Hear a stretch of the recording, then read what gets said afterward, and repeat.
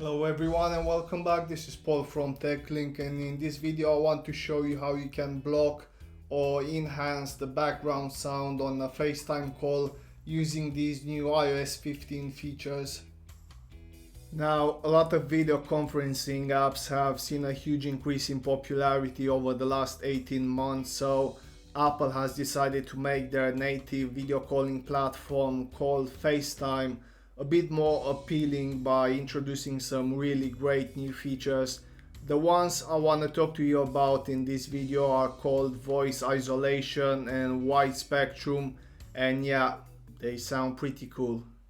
So the first one, as you might have guessed, is meant to reduce those background sounds that your microphone picks up from the environment. What they actually did here was create an AI piece of software that separates these sounds so they can block out the ambient noise and prioritize your voice in order for it to sound clearly.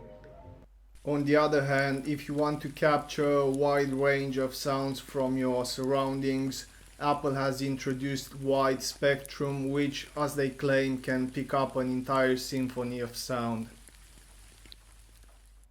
Now, in order to use these new features, you have to simply initiate a FaceTime call on your iPhone or iPad using the new iOS 15. I've also tested these features on third-party apps like WhatsApp or Facebook Messenger, and you can use them in there as well. During the video call, you have to pull down the control center, and you're going to see there's a new mic mode button at the top, which, if you select, will allow you to choose between the standard, voice isolation and wide spectrum mode. So select the one you want and that's pretty much it. If you want to switch it off, again, just pull down the control center and select standard mode. In my opinion, these are some amazing new features, and I don't think Apple is trying to compete with any of the big players in this market, but more likely they are trying to reward their active users by improving their video call platform.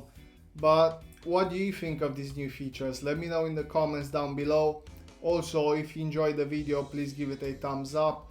And if you want to find out how to use FaceTime on Android devices, make sure to watch the next video. And like always, thank you for watching and I'll see you next time.